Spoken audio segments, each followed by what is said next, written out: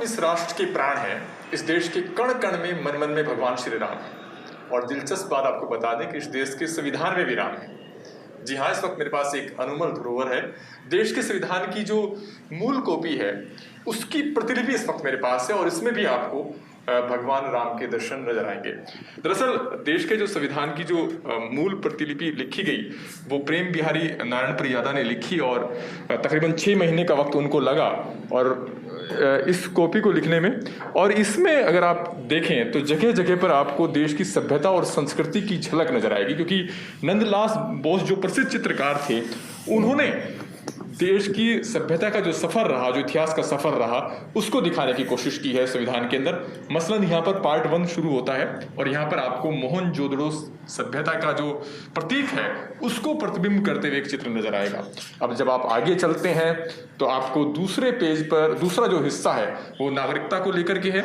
यहाँ पर वैदिक आश्रम को लेकर के जो एक तस्वीर है वो आपको नजर आएगी, जो दिखा रही है कि किस तरीके से वैदिक काल में गुरुकुल के अंदर शिक्षा ग्रहण करते थे तमाम छात्र। लेकिन जब आप तीसरे हिस्से पर जाते हैं इस प्रतिलिपि के, तो आप देखते हैं कि ये देखिए, ये फंडामेंटल राइट यानी मूल अधिकारों को लेकर के जो जिक्र है वो पार्ट 3 में है। और यहाँ पर आपको ऊपर सबसे ऊपर तस्वीर में भगवान श्री राम नजर आएंगे, माँ सीता और लक्ष्मण। और ये जो तस्वीर है दरअसल ये दिखाती है कि किस तरीके से वनवास की अवधि पूरी करने के बाद लंका से अयोध्या वापसी का गमन कर रहे हैं भगवान श्री राम। तो तीसरे पेज पर ये आपको भगवान श्री राम की तस्वीर नजर आएगी। और दरअसल संविधान निर्माताओं की ये सोच थी कि जब वो देश के संविधान को अंतिम रूप दे रहे थे, वो चाहते थे कि इसके अंदर वो झलक नजर आए ताकि पता चले कि देश की सभ्यता और संस्कृति का सफर क्या रहा है। और इसी मकसद से जो प्रसिद्ध चित्रकार थे नंदलाल बोस, उन्होंने उन्होंने और उनके छात्रों ने मिलकर तकरीबन 22 जो चित्र हैं और जो कलाकृतियां हैं उनका इस्तेमाल किया है संविधान की मूल प्रति को सजाने में। ये देखिए पार्ट 4 है, directive principle of state policy, यानी राज्य के नीति निर्देशक तत्व का जहां पर जिक्र है।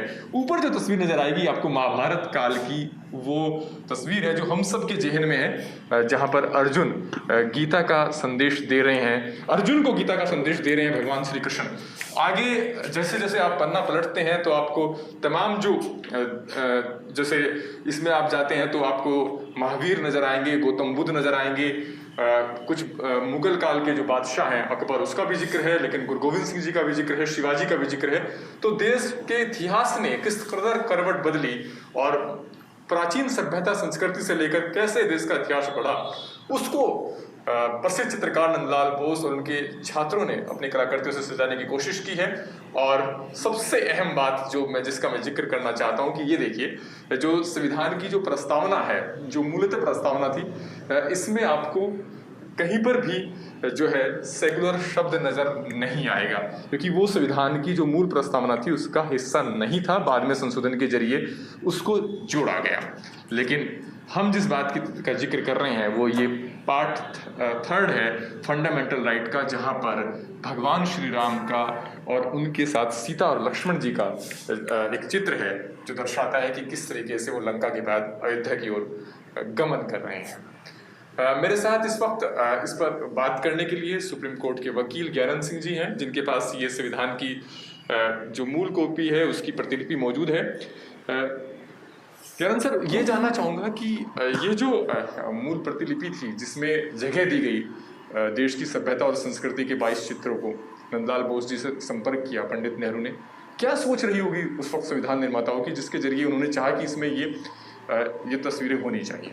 देखिए, हमारी आज़ादी बहुत ही जद्दोजहद, बहुत ही मुश्किल से और बहुत लड़के मिली थी, इसलिए हमें अपने पास्ट पे बहुत गर्व था और हमने अपने कल्चर और ट्रेडिशन को इस संविधान में दिखाने की कोशिश की है।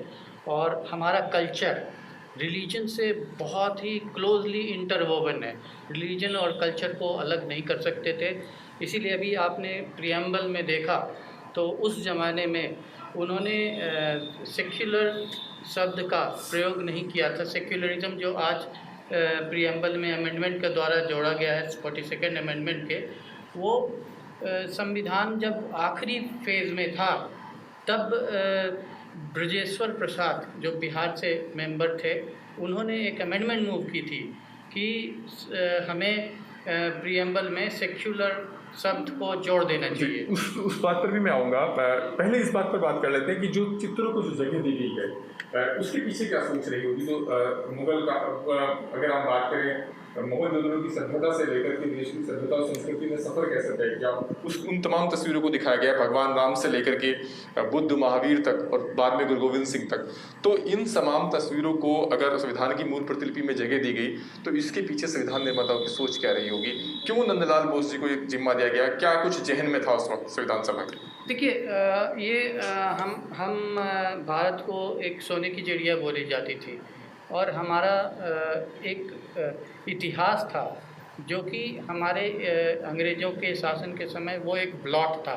उससे ये दर्शाया गया है कि हम हालांकि अंग्रेज़ों के अंदर हम लोग उनके शासन काल में रहे, बट हमारी हिस्ट्री बहुत रिच है और बहुत रिच थी।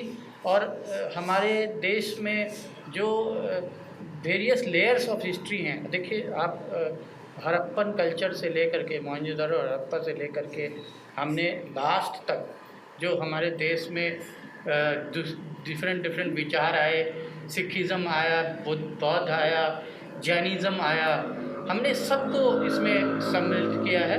और साथ साथ इतिहास जो पॉलिटिकल हिस्ट्री है उसको भी इसमें इंक्लूड किया गया है। अब देखिए, हमारे फ्रीडम स्ट्रगल को भी इंक्लूड किया गया है। इसमें महात्मा गांधी को जगह दी गई है, लक्ष्मीबाई को जगह दी गई है, टीपू सुल्तान है।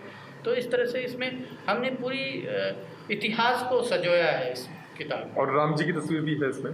राम जी की तस्वीर मैंने पहले भी बोला, ये हमारे ट्रेडिशन और कल्चर दोनों को हमने दर्शाया है। और हमारा जो कल्चर है वो रिलीजन से अलग नहीं है। और देखिए, इसी किताब में आप सर्वधर्म समभाव देख सकते हैं। राम को भी आप देखेंगे, बुद्ध को भी देखेंगे, महावीर को भी देख रहे हैं। एक सवाल ये सर कि जैसे आपने बताया कि देश की जो कल्चर हेरिटेज है, देश की जो सभ्यता संस्कृति है और सर्वधर्म समभाव का जो एक मिश्रण है वो इसमें नजर आता है। और उसमें ही मर्यादा पुरुषोत्तम भगवान श्री राम का और सीता जी और लक्ष्मण जी का चित्र भी है जब आप मूल अधिकारों की बात करते हैं। तो अभी एक चर्चा कुछ दिनों पहले की, हालांकि एक सियासी सवाल है लेकिन फिर भी प्रधानमंत्री नरेंद्र मोदी के अयोध्या में जो भूमि पूजन का प्रोग्राम है उसमें शामिल होने को लेकर के उठी। इसके पीछे तर्क ये दिया गया है कि एक सेकुलर देश के, जो कहा गया है कि पीएम को किसी धार्मिक समारोह में ऐसा नहीं जाना चाहिए। मैं ये जानना चाहूँगा कि अगर इस मूल प्रतिलिपि की बात करें जिसकी प्रस्तावना में जैसे आपने कहा कि सेकुलर शब्द है नहीं और एक सर्वधर्म समभाव का मिश्रण नजर आता है और इसके राम इसके फंडामेंटल राइट्स के पेज पर अंकित नजर आते हैं, भगवान श्री राम अपने लक्ष्मण और सीता जी के साथ। तो इन सब के बीच में इस विरोध की क्या कोई गुंजाइश बचती है क्या? आप जिक्र अब देखिए, हम इससे संविधान सभा में जाएंगे। हाँ। जहाँ तक मेरी याददाश्त बताती है, जो मौलिक अधिकार हैं हमारे, मौलिक फंडामेंटल राइट्स कमेटी जो है पटेल, सरदार वल्लभ भाई पटेल हेड करते थे। और सोमनाथ के मंदिर का पुनर्निर्माण और रेनोवेशन जो करवाया था वो पटेल ने अपने जिम्मेदारी पे पूरा काम करवाया था। और वो उतने भाग्यशाली नहीं थे। जब मंदिर बनकर कंप्लीट हुआ तो उन्होंने जो पहले प्रॉमिस किया था कि मैं ही इनॉग्रेट करूँगा, वो नहीं कर पाए थे।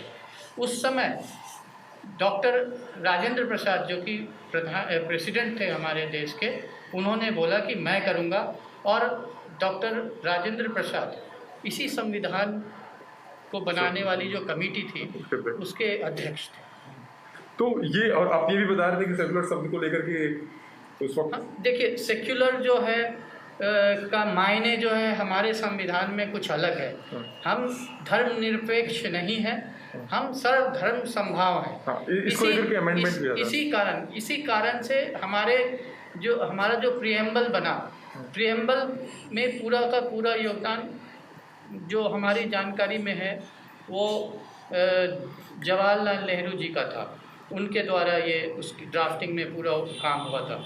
और जब प्रियम्बल में हमने सेक्युलर शब्द का प्रयोग नहीं किया तो सब्सिक्वेंटली जब रीडिंग लास्ट पार्ट जब कॉन्स्टिट्यूशन का चल रहा था, शायद अक्टूबर 1949 में, तब ब्रजेश्वर प्रसाद ने एक अमेंडमेंट मूव किया था जिसमें उन्होंने प्रियम्बल में जो अभी आपने देखा उसमें सेक्युलर शब्द का जो आज है, जो 42nd अमेंडमेंट से डाला गया, सेक्युलर शब्द को जोड़ने के लिए अमेंडमेंट मूव किया था उस वक्त जब बात में 1949 अक्टूबर में। और वो संविधान के जो सदस्य, कॉन्स्टिट्यूएंट असेंबली के जो सदस्यगण थे, उन्होंने सेक्युलर डालने से मना कर दिया था और उनकी अमेंडमेंट रिजेक्ट हो गई थी।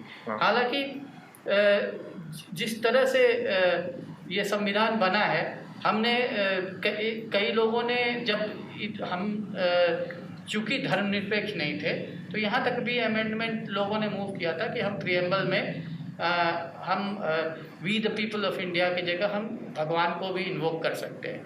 लेकिन चूँकि हमारी पावर, हमने एक नया वो डिसाइड किया था कि सारे पावर हमारे पब्लिक से आएंगे, सारे पावर पब्लिक में कंसंट्रेट करेंगे, डेमोक्रेसी, ट्रू डेमोक्रेसी होगा, इसलिए वो भी रिजेक्ट हो गया।